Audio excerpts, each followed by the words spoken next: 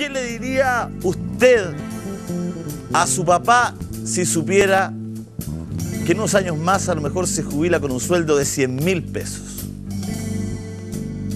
¿Qué pensaría usted si supiera que el monto que va a reunir en todos sus años de trabajo va a alcanzar apenas al 20-25% de lo que va a terminar ganando? ¿Qué pasa con las AFP? Nuestro próximo invitado ha hecho su doctorado precisamente en función de un estudio acucioso de las AFP en nuestro país. Está con nosotros el doctor en Derecho Carlos Rivadeneira.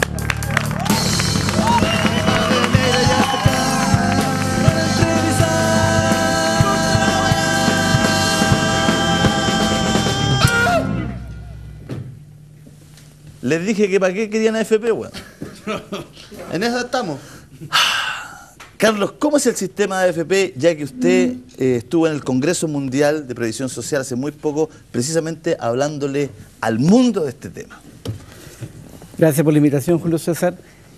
El sistema de AFP ha resultado un fracaso para asegurar a la mayoría de la población pensiones decentes. Estadísticas duras, cifras oficiales, recientes, actualizadas, dicen que el 30% de los pensionados no tiene pensiones que llegan a los 100.000 pesos. El 51% tiene pensiones que no llegan a los 160.000 pesos. El 54,6% pensiones que no llegan al ingreso mínimo antes de 182.000 pesos y hoy día de 193.000 pesos. Entonces, así no se puede ir. Si consideramos que una persona al mes y en un mes de 30 días gasta en pan, una familia, 36.000 pesos. En movilización, ir y volver, una persona, otros 36.000, son 72.000.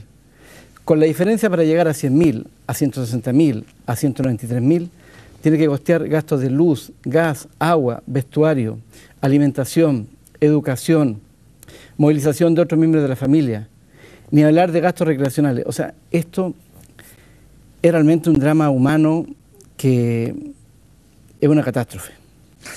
Carlos, tú estás tratando de decir, a través de las cifras, que la mayoría de los chilenos, en unos años más, cuando salga su jubilación de un fondo de pensión, va a ser un chileno pobre. Exactamente. Para la mayoría de los chilenos, pensión va a significar pobreza. Pensionado igual pobre. ¿Cuál es la causa de esto? El problema estructural, la falla estructural del sistema, la falla geológica, podríamos decir, en un país sísmico como Chile, es la forma de financiamiento. Para la mayoría de las pensiones, que corresponden a las pensiones de vejez, más del 70% de los pensionados, la única fuente de financiamiento son las cotizaciones que entera en una cuenta de capitalización individual, que en la mayoría de los casos serán cotizaciones obligatorias porque no hay capacidad de ahorro. Pues bien, son cotizaciones que se enteran en razón de un porcentaje de renta que son en su mayoría bajas. Pero ojo, acá el problema central no es tanto la renta baja que hay en todos los países subdesarrollados como Chile, como que es la única fuente de financiamiento. Porque los defensores del sistema suelen decir, ah, no, este es un problema del mercado laboral que da rentas bajas, el sistema está perfecto. Pero por favor, el sistema se tiene que adecuar al mercado, el sistema tiene que adecuarse a la realidad chilena, no al revés. Y aquí ocurre que el afiliado está al servicio de las administradoras de fondos de pensiones y de las compañías de seguros, que a su vez están en manos de los grandes grupos económicos de este país. ¿Y por qué en el mundo cuando se habla de AFP, no sé si nos venden la pomada, porque de repente uno también consume de todo, ¿no? Y no me refiero a lo que consumen ustedes, digamos, estoy hablando mediáticamente, gracias, Julio, información. Pareciera que en el mundo la AFP está muy bien vista. Incluso siempre los que son defensores del modelo en Chile dicen, bueno, en España, en otros países están viendo el sistema de AFP chilena, que es muy bueno. Yo creo que acá ha habido, bueno, yo mismo entré a hacer mi doctorado pensando que era la octava maravilla del mundo. No hemos creído los cuentos que nos han vendido los grandes medios de comunicación, que a su vez están en manos de los grandes grupos económicos. Y la realidad es otra. Las cifras duras son indesmentibles, por sus frutos los conoceréis, se dice. Bueno, de hecho, también este sistema se ha importado por otros países, se ha importado por otros países latinoamericanos, pero porque sea la misma configuración socioeconómica. Unos pocos tienen el capital, muchos sin recursos. Ahora, si me permites terminar la idea, entonces como las cotizaciones son bajas, de rentas bajas, lo que se alcanza a acumular no es suficiente para financiar pensiones dignas durante el tiempo de sobrevida. Ahora, esto es una razón suficiente para hacer inviable el sistema. Pero además hay otras circunstancias. Espérese, deme la otra circunstancia a la vuelta de la pausa comercial. Estamos con Carlos Rivadeneira, doctor en Derecho, que precisamente ha estudiado el tema de la AFP a fondo y está entregando datos que a lo mejor usted no conoce. Sígame los buenos.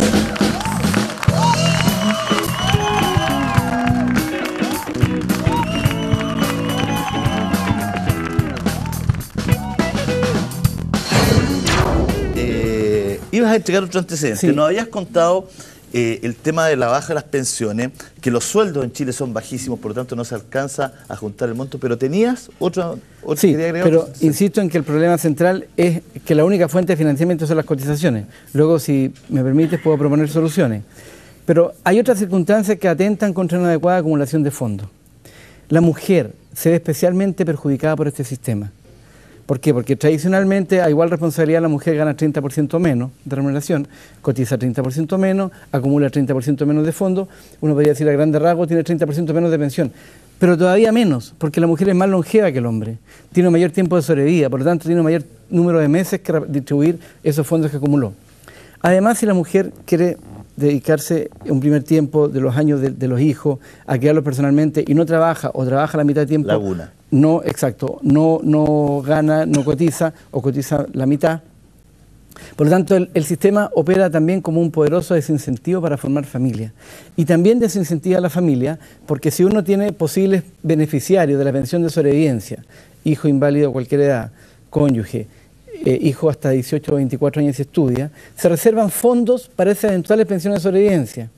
Por lo tanto, los fondos actuales que tiene él para distribuir en su tiempo de sobrevida van a ser menores que los que tenga una persona que no tenga familia o que tenga menos familiares. Por otro, ¿De dónde usted, Carlos? ¿Dónde hace clase usted? ¿Dónde? Yo saqué el doctorado por la Universidad de Salamanca, y lo digo con orgullo, estudié en la Universidad de Chile y hago clase en la Universidad Viña del Mar y en la Universidad Católica Raúl Silva Enrique. Pero usted no es de Santiago.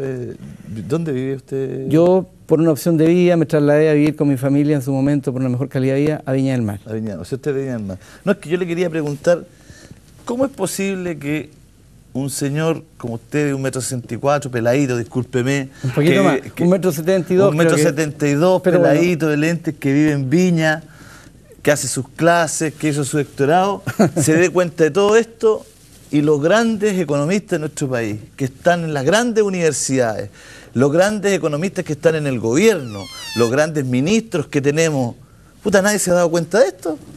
A lo mejor la razón es la misma, porque de repente vemos una Jimena Rincón en directores de AFP, Solari, Viera Gallo. Saque sus conclusiones el propio televidente. O sea, no es que no sepan, dice usted, es que no quieren darse cuenta. O se han dado cuenta y no quieren accionar. Si aquí hay un problema de caridad cristiana, de un mínimo de humanidad, la mayoría de la población va cada día más al despeñadero de la pobreza más absoluta. Usted dice, en 20 años más vamos a tener una fuerte cantidad de chilenos pobres. No, yo digo hoy día hay mucha gente que no puede pensionarse, porque va al FP, ve lo que va a sacar y dice, tengo que seguir trabajando de por vida, tengo que morir trabajando, no puedo pensionarme, porque si no, no vivo. En promedio, una persona que gana 500 lucas, ¿cuánto saca de pensión? Bueno, todo va a depender... Pongámosle que no tiene casi laguna. Va a depender de la longevidad. Por ejemplo, para ver los criterios que se barajan, para ver, calcular, depende del tiempo de sobrevida. Diferente pensionarse a los 65 que a los 75. Tiene menos tiempo de sobrevida a los 65, tendrá una mejor pensión. Pero en pensión. caso de normalidad, 65 años, dependerá de su renta. Ganó 500 lucas eternamente. Dependerá de lo que pueda, porque si pensamos, a ver, 40 años, hagamos un ejercicio de grandes rasgos. 40 años de vida laboral, de los 25 a los 65. Ganó 500.000 pesos, 50.000 pesos, alguien sí puede tener calculadora de 50.000 pesos mensuales. Por concepto de cotizaciones, son en 540 meses en 40 años. Ah, 50... usted es bravo, ¿ah? 540 meses. Y eso que soy humanista. 540 meses. 540 meses por 50.000. Estamos aquí, estamos peleados con las manos. Dividido por el tiempo de sobrevida, 27 palitos. Que son 18 años, es decir, 180 meses, dividido por 180 meses. Perdón, 15 años. 65 hasta los 80, imaginemos el tiempo de sobrevida, 15 años, que son 180 meses, ¿está bien? 150.000 pesos. Ya. llega a 150.000 pesos. Sin laguna, ¿eh? Si es que no hay laguna, si es que no hay déficit, pérdida de la rentabilidad negativa. Porque ocurre que además este sistema es muy riesgoso. No hay pocas veces rentabilidad negativa.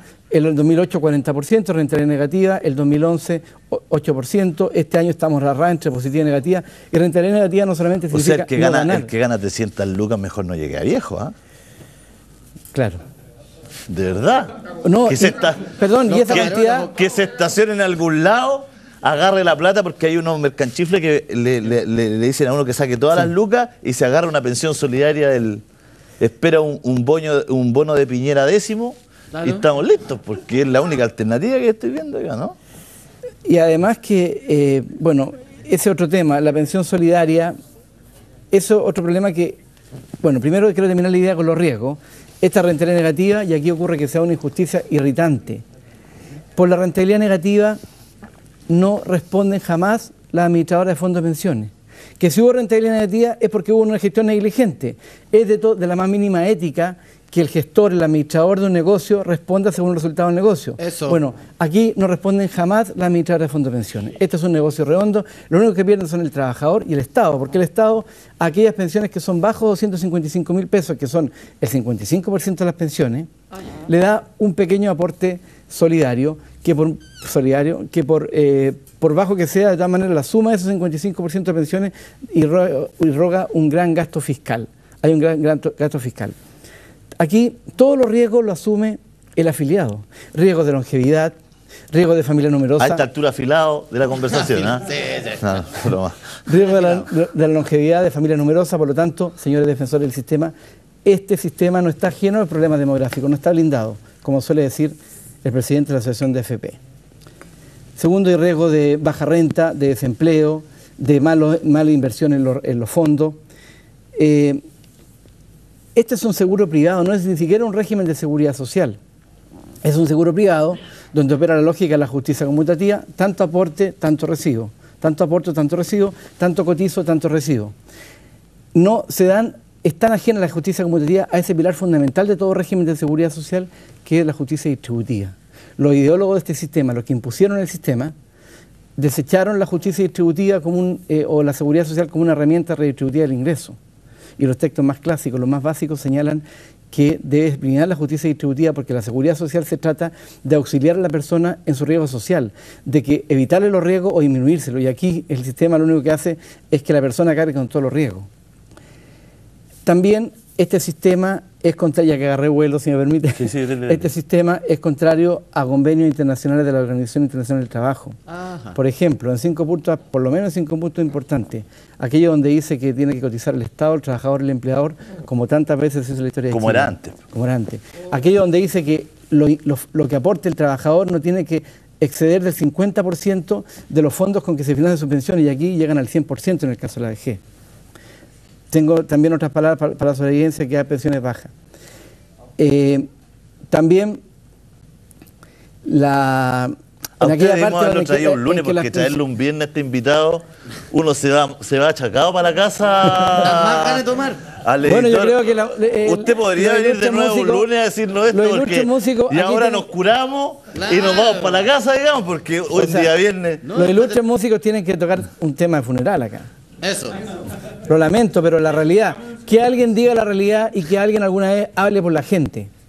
Porque aquí resulta que, si ustedes se han fijado, cada vez que algún diario alternativo, no sé si puede pasar, no se trata de mencionar, habla sobre la baja del sistema, aparecen inmediatamente los diarios tradicionales como pasquines apologéticos del sistema, desmintiendo y sacando noticias de que es un excelente sistema esto. La gente en sus casas está en una situación tremenda. Acá los grandes capitales dan créditos, tarjetas de crédito, créditos bancarios, usureros. No me digan que me podrán decir que no porque la ley lo permite, pero en la práctica todos sabemos que son usureros. Eso. La gente hoy día va al supermercado con una tarjeta de compra y pide un kilo de pan, como no tiene, estoy diciendo, no solamente comprar el kilo de pan, no tiene para pagar una cuota, pagan 3 cuotas y al final por los intereses termina pagando 3 kilos de pan y se come uno. Políticos, gente, empresario, ¿hasta cuándo siguen exprimiendo al pueblo? Eso. Y usted ha hecho el estudio de la AFP porque usted siente que ese es un puntal de todo, ¿no? O sea, llegar a la vejez auspiciado por un modelo que va de una u otra forma a traer pobreza en la gente es una cuestión que tiene que revisarse ahora.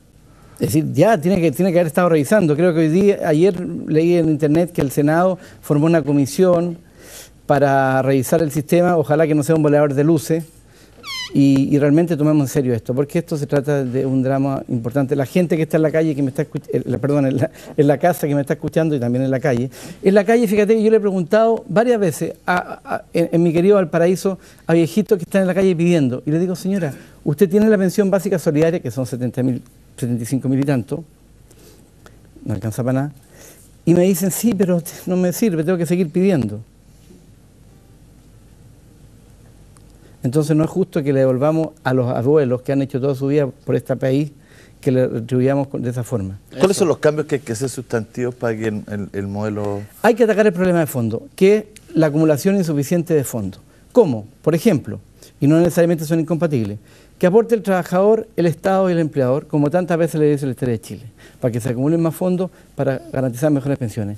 Segundo, como los defensores dicen que este sistema es muy bueno para el mercado, porque inyecta fondos al mercado, perfecto, no toquemos esa parte, pero cambiemos de mano, que los afiliados sean los dueños de la AFP.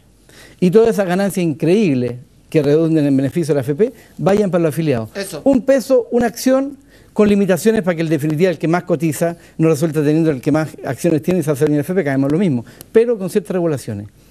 Tres, esto no me gusta mucho, la teoría del chorreo. Los que impusieron el sistema les gusta la teoría del chorreo, déjenme crecer, que luego chorrea a los demás. Pero la ambición humana es tan ilimitada que no chorrea nunca. Pero podría ser sobre cierta ganancia, límite de ganancia, va a un fondo solidario para mejorar las pensiones. Y por último, y así, y aquí, salte del asiento, el que quiera saltar del asiento, si el negocio es bueno, se nacionaliza, se estatiza. Que el Estado sea dueño, puede contratar con los privados para que ganen unos pesos, se licita, pero el Estado, esa ganancia es increíble. Ustedes saben que cada vez que hay números rojos, siempre hay números azules por parte de la administradora de fondos de pensiones. Abogado laboralista, ustedes perfectamente podrían demandar a la administradora de fondos de pensiones porque no cumplen con el deber de diligencia mínima, porque no pueden alegar que eso es fortuito cuando hay una rentabilidad negativa. Es cosa que vayamos haciendo jurisprudencia, vayamos sí, incluso hay una página web haciendo que camino. se llama, ¿cómo se llama? Forrado y no sé cuánto. Hay una Forrado y web, Felices y Forrado. Felices y Forrado, que la gente que se ha metido ahí le va mejor administrando sus fondos en esa web que cómo se lo administra la AFP, digamos, que es una ridiculez, digamos, porque uno se supone que le paga a la AFP para que se lo administre bien.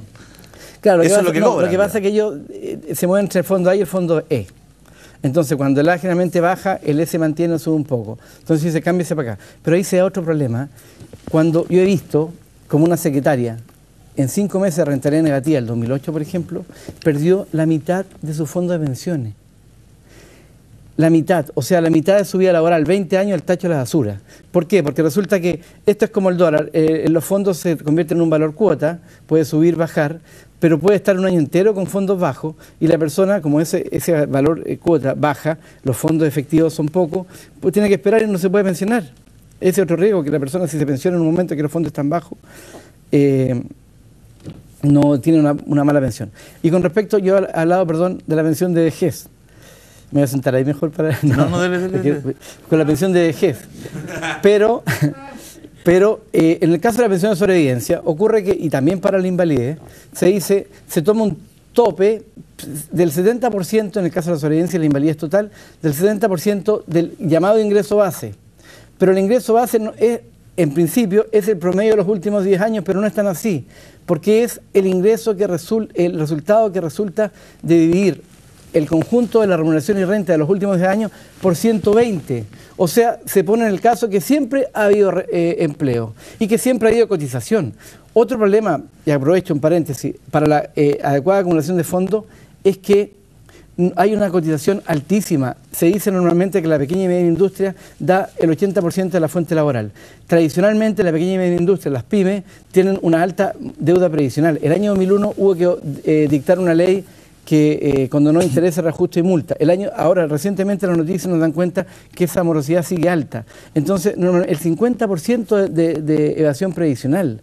O sea, es una altísima evasión, por lo tanto no siempre muchas veces los empleadores descuentan y no enteran en la cuenta de apropiación individual. Ahí hay un delito de apropiación indebida por lo menos. Entonces, el tema es que en el caso de la pensión de sobrevivencia y pensión de invalidez total, no siempre el ingreso base que se toma es el ingreso de los últimos 10 años, normalmente es menos. Y sobre eso, en el caso de la sobrevivencia, se aplica el tope techo 70%. Entonces, la cónyuge, si tiene hijos con derecho a pensión, recibe un 50% del 70%, que es un 35% del 100%. Sí. Y si hay hijos con derecho a pensión, recibe un 15% del 70%, que es como un 10,4% del 100%. O sea, así no se puede ir. Y con la pensión de invalidez, también la invalidez total ocurre un 70%, pero la invalidez total es aquel que tiene una merma en la capacidad de trabajo superior a 2/3, que generalmente requerirá alguna persona que le ayude. Por lo tanto, y normalmente hemos visto noticias hace poco que las comisiones de invalidez normalmente no reconocen la invalidez de personas que sí lo tienen. Bueno, claro, ese es otro tema que tiene que ver también con cómo nos organizamos para ir viendo todo lo que está lateral a la previsión social, pero en el centro, en la columna vertebral, al parecer el sistema de AFP no da con el ancho y su base está en que el Estado se mira para el lado, ¿no? Y el empleador mira para el lado en la acumulación de esos fondos, ¿no? Exacto.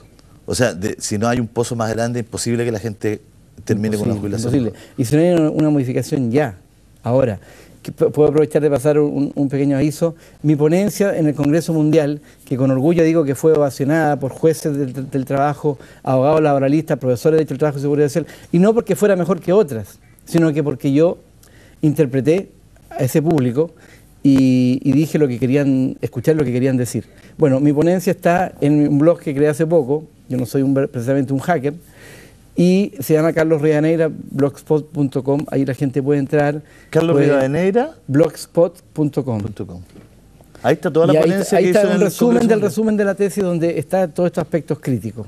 Carlos, te quiero agradecer este rato con nosotros, te hemos disfrutado. Muchas gracias. Nos arruinó el fin de semana, pero es bueno saberlo. Ahora nos vamos a deshacer de los camarógrafos. Lo vamos a invitar de nuevo, porque aquí, bueno, usted puede ver una pila de viejos que están a punto de jubilarse con 100 lucas.